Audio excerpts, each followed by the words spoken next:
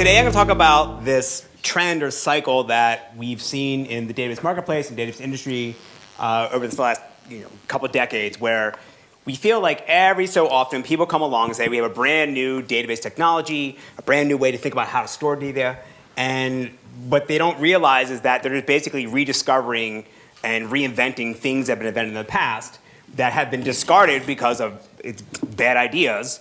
And then they come back around and realize, oh yeah, it was a mistake, and we just keep doing this over and over again.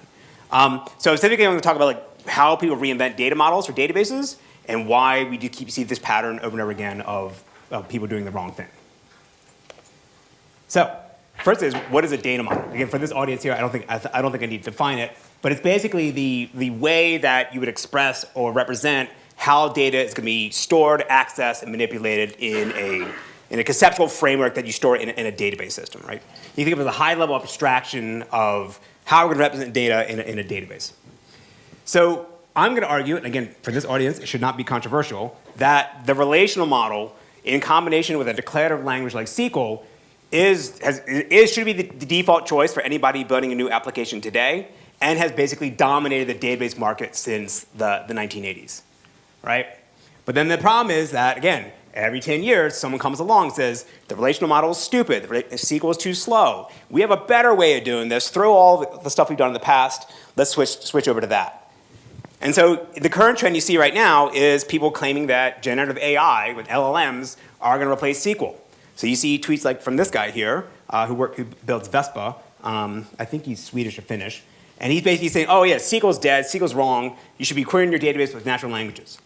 You go even farther, this guy basically says SQL is going to die at the hand of AI. And of course, he's selling some video about how to use LLMs to query your database, right? But again, this is representative of an overall trend where people keep saying SQL should be dying and we have a better way to do this. So what is the cycle? What does it look like? So you start from the very beginning. People are, oh, SQL is great, fantastic. This is the way we should be accessing our database. But then there's some change in applications, or change in the workload or the operating environment, like the advent of the cloud, and the people say, oh, no, SQL's bad, right? And you can replace your bad with your favorite adjective, right? SQL is slow, old, awkward, inconsistent, not web scale, whatever, right? The new one I found this year is that SQL is evil. Of stealing people's identities and putting that in and front-loading the machines with the SQL database. Right? So SQL is going to help you steal elections. Actually, if you go back to this, my favorite one is the woman in the corner, right? So this guy's ranting. Play doesn't really talk about fraud of stealing people's identities and putting that in and front-loading the machines with the SQL database. She's the only one without standing in front of the American flag, right? Okay, so then what happens next? Well, people say, all right, well, SQL's stupid, SQL's bad. Let's build a new system. And all the VCs come around and start throwing out money to start building these new startups. They're going to try to replace relational databases in SQL, right? And then what happens next is that people realize, oh, well, a lot of the promises that these new systems are making turn out don't come to fruition when you actually try to build real applications with these things. And then SQL basically says, oh yeah, there's some good ideas that they have in these new products and new systems. Let's expand the relational model and expand the SQL standard to now include them. And then you're back where you started in the beginning, saying SQL is great, right? So this happens over and over again. And so I'm not the first person to recognize this pattern. There was a very famous paper by Mike Stonebreaker in 2005, 2006, called What Goes Around Comes Around, where he went through the history of data models and databases since the 1960s and just talked about how all these additional data models were inferior to the relational model. And so you can sort of think of like the before and after times. There's like BCE, before the relational model, or before the COD era, right? So all these things are like hierarchical from IMS and network storage or network data model, right? All these were the early prototypes. The relational model really nailed it at the very beginning, and then everything else is just a bastardization of this. All right, he would claim the object relational model from Postgres is the dominant one, because it's extensible, but I would just lump that into the relational model because now you can extend it further. And so Mike and I wrote a paper that came out this year called What Goes Around Comes Around and Around. And this is where we basically looked at the last 20 years since he wrote the paper in 2005, 2006, and looked at all the data models that have come along since then. So this talk is basically going to be going through all these different data models and why, again, they're inferior to the relational model in SQL. I'm going to try to limit my discussion to just the data model and the query languages, but there's going to be certain times you have to talk about the implementations, right? Because the implementations themselves are going to be, again, inferior to what already exists in relational systems. So if you fall asleep, if you don't care about the rest of this talk, the main takeaway is that the relational model in SQL still remain as the best choice for building new applications today. And there'll be one data model in particular, I'll tell you at the end, where actually the relational model maybe doesn't make sense, and you maybe want to use a specialized system that's just for it, right? So we're going to go through each of these one by one, and we'll discuss why the relational model still remains the champion today. All right, so let's start with the most simplest data model you can have, key value store. Right? It's just an associated array that's going to map some key to a value. And the value is typically going to be stored as a byte array where the database system doesn't know anything inside of it. Right? It just sees this blob of data. It doesn't know if you're storing JSON or an image. Right? It just knows how to give you back the value when you ask for it. And so there's essentially two categories of key value store systems. The first one would be distributed key value stores. Right, things like memcached, Aerospike, and at least the early version of Amazon DynamoDB. Right, and these would be these shared nothing systems that could scale out and store data very, very quickly. And they don't have a lot of the features you would expect in a full-featured database system. Right, you can't, again, inspect the values. You can't do secondary indexes. Right, and they're giving up a bunch of these additional features because they want to have reliable and scalable performance. The other category is going to be embedded storage managers, or embedded key value stores, things like RocksDB or LevelDB. And these are libraries you would embed into a larger application or a larger system that provides you basically transactional storage or reliable storage, and then you can build a more complex interface on top of it, right? So these are really good for getting something up and running very quickly. Or again, if you're storing like caching data or session data where you don't really care about querying inside of it, then fantastic. Yes, use something like memcached because that'll scale for you.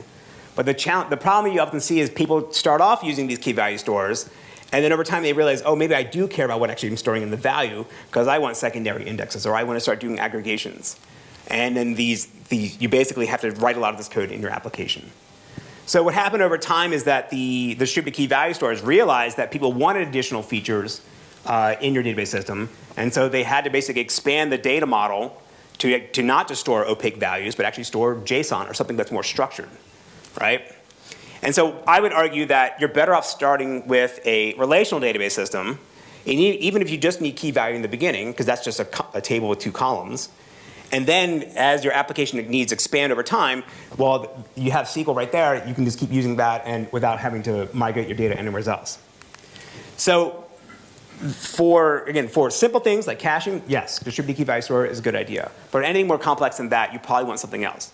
Now, there's another trend where you use, again, these embedded key value stores as, again, the underlying storage layer, storage manager, to build a larger system around it. Like CockroachDB started off using RocksDB as the storage manager.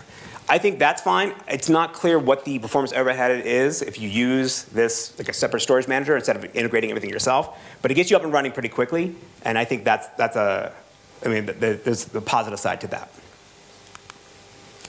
So then we get now to the MapReduce systems. And so MapReduce was this programming paradigm. It wasn't exactly a data model because it was just storing rows and processing them. But this was invented by Google in 2004, 2005. As a sort of distributed storage system or distributed processing system to build their index for the Google search. And the data model is defined by the programs, the MapReduce programs that you're going to run, right? It isn't something you define a schema like you normally would in a relational database system. You have to write the code to process the data to understand what the schema inherently is. So Google sort of wrote the first paper in 2004, 2005. And then there was a bunch of clones that came along a few years later that basically try to recreate the thing but make it open source. Hadoop was probably the most famous one, but there was proprietary implementations from Hortonworks and MapR as well. So I was sort of involved in this controversy at the time. This is like 2008, 2009, where basically all the MapReduce people were saying, oh, you don't need a relational database, you don't need SQL. If you want to start doing things at a large scale, you want to use one of these MapReduce systems. Right? And there was a pair of papers published by the inventors of MapReduce at Google, Jeff Dean and Sanjay Gamant, and then a paper that I wrote with Stonebreaker, DeWitt, and some other people, basically saying like, MapReduce is stupid. You guys are reinventing parallel distributed databases from the 1980s, 1990s. You want SQL, you want a declarative language. You're doing this all wrong. Well, it turns out we were right, and people remembered again that having a declarative language like SQL is a good idea, and having procedural language where you're embedding the schema and the data model in your code is actually a bad idea. So to try to still remain relevant and give SQL to their users, all the Hadoop vendors, or the MapReduce vendors, basically grafted a SQL layer on top of these systems. So they would take your SQL query, convert it into a MapReduce program, and then run that, right? Well, it turns out that's a bad idea too, because now you have this extra step, and the MapReduce programming paradigm is just way more inefficient than how you would do a distributed database. Again, things that we invented in the 80s and 90s. So then the Hadoop market crashed, right?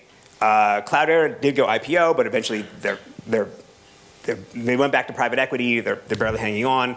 MapR is dead. Hortonworks merged with Cloudera, right? Hadoop really isn't seen as a a leading technology. And then, so for the young people in the audience, which you may not realize, this is what Marcin is famous for, right? He's the one that killed all these companies off, right? With Snowflake.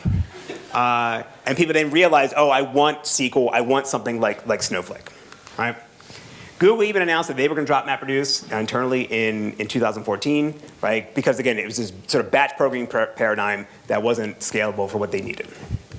So it's not to say, again, they were all bad ideas in the MapReduce world, right? The idea of HDFS, like a cheap distributed pen-only file system, that's what S3 basically is today. And so the idea that you're going to separate compute from storage and to do large-scale data processing, that's something that we essentially got from the MapReduce world, and then Marcin went to town with it, right? There's other aspects of MapReduce that also came along as well. Again, like the idea that you have this sort of shuffle phase, that's prominent in BigQuery, right? So again, this is where we've expanded things, not so much in SQL or the relational model, but we've added them to the implementations of SQL-based systems. So next we have document databases, or sometimes called JSON databases. And this is where now you're going to represent data as JSON, right? This hierarchical data structures where you have these key value pairs, and the values themselves could be scalar values, arrays, or other nested documents, right? And these systems are loosely sort of categorized as this trend in the late 2000s, early 2010s, or 2010s called NoSQL. And so when we say NoSQL, most people think of a document database, but the term was non-scientific, sort of included other things like graph databases as well. But probably the most famous one of these is MongoDB, which is still around today. And so what's weird about the NoSQL trend is that you're really defining a system by what it didn't have rather than what it had. So you're saying, oh, we don't do SQL, and then sort of loosely combined with that would be, oh, we didn't do transactions, or we didn't do joins, right? But in the end, essentially they were document databases or JSON databases. And so all the proponents of these systems didn't realize that they were making the same arguments as the XML databases from the 1990s, and prior to that, the object-oriented databases in the 1980s. Again, there's a bunch of these companies you probably never heard of, like Versant and O2 and Object Store. Right? These companies are dead as far as I know, but they were making the same claims that all the JSON databases were making at the time. And one of the core things that they were talking about, in addition to not supporting SQL, is this idea of denormalizing your data or pre-joining it, right? For web applications, if you want to go get like a Andy's record and all Andy's orders, rather than making multiple queries to go get that data or doing weird joins, you just embed everything into a single JSON document. So now when you go fetch it, you bring everything you need in all in one go. Well, it turns out that, again, SQL was a good idea. And all the major NoSQL databases basically have relearned the lessons from the 1970s and have added SQL back. But they don't call it SQL for some reason, right? Instead, they claim that they're inspired by SQL, and they always have these names like PartiQL or CQL, right? So they always have their proprietary version of SQL, but for all intents and purposes, it's basically SQL. And they're basically now expose a relational database interface to you, right? And even the number one standout, the one system that you thought never would support SQL, and actually I went to go visit them in 2015, and I remember speaking with the CTO, the co-founder, and he's like, you'll never see us support SQL, mark my word, right? Well, that person left the company, and soon MongoDB added support for SQL, right? So again, they also then realized that having schemas are a good idea, having integrity constraints are a good idea, which are again the bedrock of the relational model proposed by Ted Codd in the 1970s. Turns out transactions were a good idea too. Even Google came around and said, oh yeah, we want transactions, and they built it in Spanner. And the idea that you're going to separate the logical and the physical data, the representation of these things, that turned out to be a good idea as well. So SQL expanded. As I said, SQL realized, oh yeah, people want to write applications using JSON, right? It's basically the de facto standard of how you transfer data back and forth between the application and web services. And so in 2016, they added JSON operators. In 2023, the standard added JSON types. But Postgres and Oracle and a bunch of other systems have had these things for over a decade now, right? And so what you're seeing is that now what I'll call the intellectual distance between a document database like a Mongo, a Cassandra, and so forth, versus like a relational database like a Postgres, they're basically, the lines are getting blurred, right? That, oh, the relational database can store JSON, and the JSON database can store relational data. So they're I think in a short amount of time, they're basically going to be one and the same. And it'd be kind of weird to say it's a NoSQL system when all these systems are basically sorting SQL. The next category, the next data model, is column family or wide column. And this is basically the same thing as the document database. It's just instead of having arbitrary nesting, you can only have one level of nesting, right? And so there was a bunch of systems that came out and said, oh yeah, column family, this is a whole new paradigm, this is a whole new way of representing data, because they were copying this paper that Google wrote on a system called Bigtable. HBase and Cassandra and SolidaDB, they're basically doing the same thing. So we would not be talking about this at all unless, if it wasn't for Google, right? Because people saw the Google paper and said, oh, Google's making a lot of money. Column family is the way to go. Let's go build our system on that. But again, they didn't realize they were just reinventing the wheel or just replicating what the document databases guys were doing. Again, even Google came out with Bigtable, and this year, now Bigtable supports SQL. Even though they were the first ones, one of these first NoSQL systems, Google now supports SQL in it, right? Because again, it's a good idea. So there's not much more to say about this, again, other than it's all the same arguments that we made about document databases where, integrity constraints, transactions, SQL, declared query languages, these are all good ideas. All right, then we get to graph databases. So with graph databases, the idea is you're representing a sort of a multi-graph structure that's going to support key value labels for nodes and pairs, right? Basically, you have nodes and you have edges between them. So there's two categories of graph databases. There's RDF and property graphs, and RDF is a subset of property graphs, so we'll just focus on that one. And probably the most famous one is Neo4j. They've been around for a long time, but there's a bunch of other ones that have come along. And again, you're seeing the same argument, like, oh, for your application, if it looks like a graph, you want to use one of these specialized graph databases, don't put it into a relational database, because doing joins, doing traversal of the graph structures are a bad idea. So I would argue that the graph model is basically the same thing as the network model that was invented by Codicil, or part of Codicil, back in the 1970s. So all the same problems that people have with Codicil, where you're writing basically algorithms in your queries in your application code to traverse the graph and to find the thing you're looking for, all that's a bad idea. And so there's also been a bunch of advancements in how to actually run queries on relational databases that have come along, where you no longer even need one of these specialized systems. Right? The key advantage that the specialized graph databases would give you is that when you run that graph traversal, you can do that all on the server side. But before additional modifications to SQL, you basically had to do much of round trips back and forth to the application and the database as you do the traversal. But there's a bunch of things you can do now to make this all much faster. So with Peter Bonds being here, in SQL 2023, they added in the SQL standard SQL PGQ queries, and actually was pushed very heavily by Oracle as well, right? And so now within SQL and relational model, the relational model has expanded now to support add support for graph databases or graph-like queries. And why would you even need to use one of these specialized systems as well? And actually, I always like showing this paper from Peter and the people here at CWI, where they show how with some changes to DuckDB, at least in an earlier version of it, they can outperform Neo4j, like the leading graph database, by 10x, without even doing all the additional optimizations that I even mentioned about. So people ask me all the time, oh, isn't graph model so different than a relational model? You never want to use a relational database. You have to use one of these specialized systems, right? Peter's paper and other research shows that you don't. And I even publicly say all the time that how graph databases are not going to be around or not going to be a big deal. There's this, some guy on Hacker News said, oh, graph databases are going to overtake relational databases in 10 years. And I basically said, as a public bet, at the end 2030, if graph databases overcome relational databases, at least in the market size, then I will wear for the rest of my life a shirt that says, I love graph databases. And so far, again, it's 2024, and I'm still doing OK. All right, so then we get to text search engines. So these are kind of interesting because it's taking unstructured data, like documents and text and PDFs and other things, and you're basically trying to extract structure from it so that you can run queries on them to find additional, find things. And so there isn't really an inherent data model because again, text is by itself unstructured. There is no data model. But again, it's the idea of you're extracting things out, the tokens, and then you can build indexes on top of that to find the things you're looking for. So the sort of the core tenets of a text search engine goes back to a project called SMART out of Cornell in 1965, and there's been a bunch of systems since then that borrow a lot of the same ideas. So there's a lot of products in this space. Probably the most famous one is this full text search index called Lucene, and then there's a bunch of systems built on top of it, like Elastic, like Solar, where again they expose a non-SQL interface to allow you to do lookups on text data.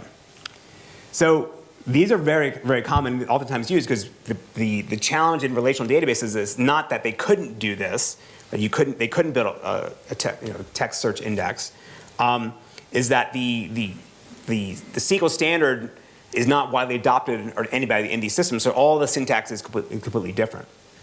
So again, all the leading relational databases will have full text search indexes, but people don't use them, not because the data model is wrong, it's because the interface and the libraries that use them are not as good, not as robust as the specialized systems. So I would argue that having to maintain a separate data system just to do text search from like the main database is a bad idea, but people still do it.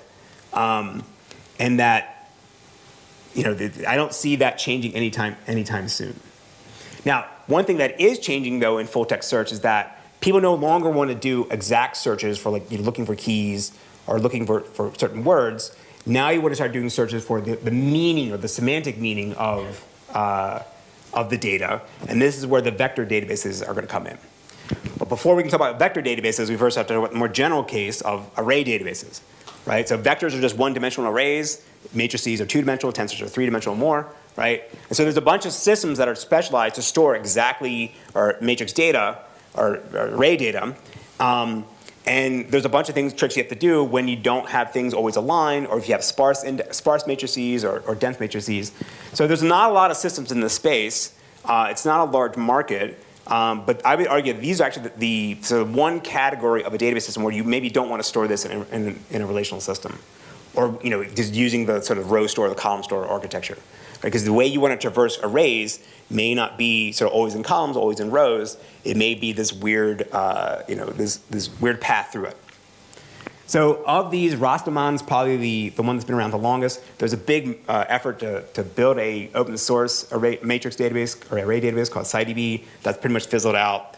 And then there's a commercial system called TileDB, but they don't really like to keep talking about how they're an array database. They expose a relational interface on top of it, right? So as I said, you probably don't want to store arrays or matrices in a relational data system. And if anything, it actually goes against what Ted Codd originally proposed in the paper on the relational model back in the 1970s. Like he said that the values always had to be scalar. You couldn't have arrays, you couldn't have matrices, you couldn't have nested data. And of course, he's dead, and the relational model has expanded. And so in 2023, they've added support for multi-dimensional arrays. Again, so I don't think you want to do this in Postgres. You want a specialized engine. But now, at least in SQL itself, through the SQL interface, you can do traversals and lookups on these arrays. So I think that's a good idea. But you maybe want to still build a specialized system or a specialized execution engine to process those queries more efficiently. But we'll see how that goes over time. Of course, now the hottest thing is vector databases, right? This is where all the money is being thrown at the new startups now. And all the people that I showed at the beginning claiming that SQL is going to die at the hand of generative AI, they're all building vector databases, right? So vector is, again, a one-dimensional array where it's basically a document store where you have some kind of JSON data, and then you're going to have one or more vectors that correspond to these embeddings that represent, again, some semantic meaning about the data. So again, there's a lot of databases in this space. The 4 ones that are probably most popular are Pinecone, Weaviate, which I think they have a headquarters here in Amsterdam, and Middlevis and Quadrant, all right? And so the thing that they're going to do differently than the text search indexes and the relational systems is that they're going to support approximate nearest neighbor search, because that's how you want to find things that are similar to you. So you want to be able to say, here's my vector, or here's all my vector embeddings for my data. Now when I would do a query and do a lookup, I get a new embedding for my query and find the vectors in my data set that look closest to that. And somehow magically they match up, that there's some meaning implicitly in the vector. And when you find vectors that are similar to you, they have the same semantics or matching semantics. So I would argue, and I've claimed this publicly, that the vector data model, the vector database, is not a substantial deviation from existing systems or existing models, right? That they even require you to throw a bunch of money at new startups to build brand new systems, right? Now, one thing vector databases do better than existing relational systems is they have better integration with the toolkits and the frameworks that people are using to build, RAGs and generative AI applications. Right? They can hook up better with OpenAI natively inside of the database system. Now, Postgres and Oracle and other ones are trying to improve that, but that's one of the things that vector databases did really well coming out of the box. So this is not a deep prediction, but basically every major database system, every major relational database system will have some support for vector indexes in a short amount of time. And what's fascinating about this is that when you look at JSON was a hot thing when Mongo came out in 2007, 2008, but it took about 4 or 5 years before the relational databases added support for JSON. And the SQL standard didn't add it until 2016. But between the time it took when sort of ChatGPT became a household name, the idea that you want to do this semantic search on vectors, by the time it took from that became conventional wisdom, like you want to have support for this, all the major relational database systems added support for vector search within a year. Right, so there's a lot of these blog articles from, again, pick your favorite data system, where they announce that they're going to have their own vector search. And because Dancy is here, I think include Oracle, but Oracle even announced they announced they were going to have one, and then theirs came out later this year. Right, so in my mind, the idea that all these database systems, existing relational database systems, could add support for vector search or similarity search in such a short amount of time from when this became a thing that people wanted to do, tells you again that it's not a major paradigm shift in how you want to store data. It's just adding a new index, adding a new data type, adding a new execution and lookups or operators, right? And it doesn't require a complete rethinking or throwing away what already exists in relational systems. Now, I'm not naive to think, relational model is perfect, right? One of the things that at least in the case of document storage, that they got right is that out-of-box experience is fantastic, right? If you ever use MongoDB, you turn it on and start throwing JSON data in, you don't have to declare the schema. You don't worry about integrity constraints. You just start throwing things in. Of course, that's great to get up and running. Long term, you're going to have problems, right? Because now your data is going to be really dirty. But getting up and running is important for a lot of applications. The Pandas and Jupyter Notebooks do a good job of this as well. So I would argue that the relational systems should do whatever they can to make it easier to start processing and analyzing and storing data very quickly. So one of the things that DuckDB does fantastically well is you turn it on, you put in your from clause some CSV file, and it'll suck it in and start processing right away. Right? It's not easy to do that in Postgres, SQLite, and MySQL. You have to set things up ahead of time or get the right permissions. So getting the first 5 minutes for people using these systems is really important, and I think relational systems could learn from that. I'm also not naive to think that SQL is perfect, right? So the problems of SQL have been well known since the 1980s, right? There's a famous book from C.G. Date and Darwin called The Third Manifesto, where they basically declare all the issues that SQL have. Now they're claiming that a lot of the problems are because they're getting away from, SQL got away from the true vision of the relational model in the 1970s, but there's other issues with it as well. And so I would argue that the problem of replacing SQL is not a technical problem, where we couldn't come up with a better language. It's just there's so much inertia behind SQL, not just the ecosystem, but the knowledge of it, what tools are available, right? It's really, really hard to overcome that. It's not the 1980s anymore where we have a juggernaut or a behemoth like IBM who can come down from the mountain and say, okay, this is what the language is going to be, and everyone just follows them. The closest you can get is Google coming along and saying, here's our Google SQL standard, but nobody actually ended up using it. The de facto SQL standard now basically is Postgres, right? Because people take the Postgres parser and reuse that, and the system get up and running very quickly. But again, no one follows that exactly. And there's some people in the room here that have tried to write better versions of this. So this is a paper from Cider, from Thomas Neumann and Victor Leis. Basically says, SQL sucks, here's a better version of it. Google came out with their version of something like this with pipes in this year. But again, like, these are proposals. It's going to be very hard to overcome the SQL inertia. And there was a survey done this year. I know the video we watched earlier said Python is the most popular programming language in the world. There was a survey among students about what language they think they need to know in their future careers, and SQL ranks #1 over Python, right? Yeah, so SQL's not going away. We kind of have to live with it. And we can put things in front of it to try to hide all this, but it's going to evolve over time. All right, so going back to this chart here. So where are we at in the cycle for some of the examples that I talked about before, right? So MapReduce is dead, it's not really on here. Key value stores, that's a sort of separate thing. But I would put document databases right here. The document database people, I realized, oh yeah, SQL is actually a good idea. All the document databases now support SQL, again, even Mongo. And then now basically relational databases look very similar to them. The graph databases people are about here. Right, Peter Bonds is basically, he doesn't know this, but shot him in the kneecap. Basically said, graph databases are stupid. SQL can support these things. My word's not his. They're eventually going to all support SQL or die in a short amount of time. Vector databases are down here, right? There's still lots of money being thrown at them because it's the hot thing. Generative AI is the hot thing. But over time, I think they're going to transition in two ways. One is that they are going to add support for SQL. And basically look like a relational database system. But now they're, again, the same problem as the document databases where they're going to basically be indistinguishable. Or they're going to go the Elasticsearch text search route where they don't support SQL, they don't support relational database, but they don't become the database of record. They're always this sort of side cache thing that you can query separately for certain things. All right. So now, what the next one is going to be, I don't know, right? Depends what comes along in the application. But I guarantee you, by 2030, there'll be something else that comes along where it says SQL's stupid, SQL's wrong, relational databases are stupid and wrong. We have a better way to do this. I just don't know what it is yet.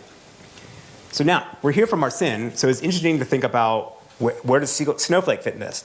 And as I said, Snowflake basically killed off all the MapReduce systems, right? And so what Snowflake got right, and what Marcin's a genius for, is that they started off with SQL in the very beginning. So they saw the hype going around about MapReduce being the greatest thing, but then, oh, that's actually a bad idea. And then rather than following that trend of going that transition, of starting without SQL and then eventually adding SQL, they started at the very beginning adding SQL. And then they were at the right place at the right time where people said, okay, MapReduce is slow, MapReduce is stupid, we want a SQL interface. Voila, Snowflake is there. And I would argue that DuckDB is the next one in this space. So maybe in 5 years we'll be giving Hannes and Mark this award. But basically, all the people that are doing data science locally in these Jupyter notebooks and pandas realize, oh, these things are kind of slow. Having SQL is actually kind of nice to do some quick data processing. Oh, look, here's a relational database with SQL I can run locally. Fantastic, DuckDB. There we go, right? So again, what goes around, come around, I think Snowflake was for large cloud systems. SQL was a good idea. People adopted it. DuckDB is in that same space right now. Okay, so people will continue to make the same mistakes over and over again. And I guarantee you, again, in 5, 10 years, we'll see what SQL is dead, and then we'll see how people go through the same cycle. The lines are getting blurred between what's a SQL system, what's a not SQL system. And what's nice to see is that all the new major databases that are coming along, other than the vector database ones, they are all supporting SQL out of the box. Right? There's a lot of Snowflake killers out there, and they're all starting off with SQL. Right? Nobody in that space is trying to start something that's completely different. And I would say that the relational model, for all its issues and concerns, the relational model is basically like, I see that as the fundamental of storing data. Like, no one's going to try to come up with a new way to do 1 + 1 = 2. The relational model is that bedrock we can use to build data applications and data systems. But SQL over time is going to get better and better, right? They still have some weird aspects to it, but for getting up and running very quickly, it's going to be it should be the default choice for everyone.